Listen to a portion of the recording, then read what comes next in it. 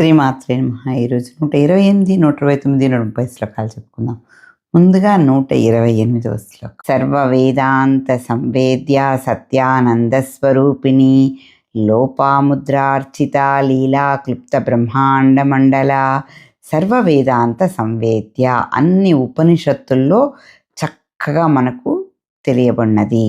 సత్యానంద స్వరూపిణి, నిత్య సత్యమైనటువంటి ఆనంద స్వరూపిణి. లోపాముద్రార్చిత, అగస్త్య మహాముని వారైనటువంటి లోపాముద్రచే పూజింపబడేటువంటిది.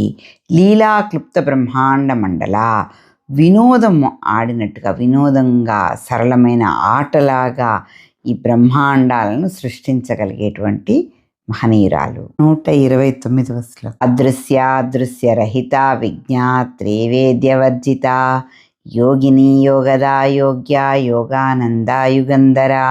అదృశ్య, బాహ్యమునకు కనపడకుండా ఉండేటువంటిది. అదృశ్య రహిత, చూడబడుటకు వేరే ఏమీ లేని స్థితిలో ఉండేటువంటిది. విజ్ఞాత్రి, సకల శాస్త్రాలు తెలిసినది. వేద్యవర్జిత, అన్ని విషయములందు సంపూర్ణమైనటువంటి పరిజ్ఞానం కలది. యోగిని, యోగస్వరూపిణి.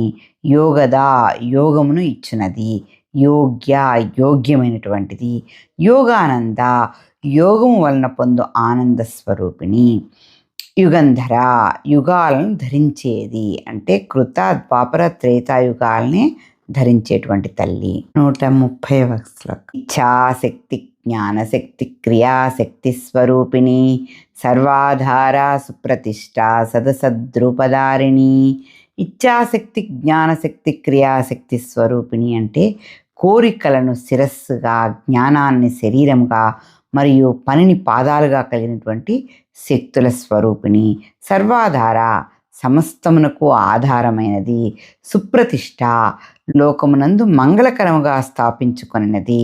సదసద్రూపధారిణి, వ్యక్తమైనదిగాను వ్యక్తము కానిదిగాను రూపమును ధరించినది. తర్వాత 3 శ్లోకాలు తర్వాత వీడియోలో చెప్పుకుందాం. స్వస్తి.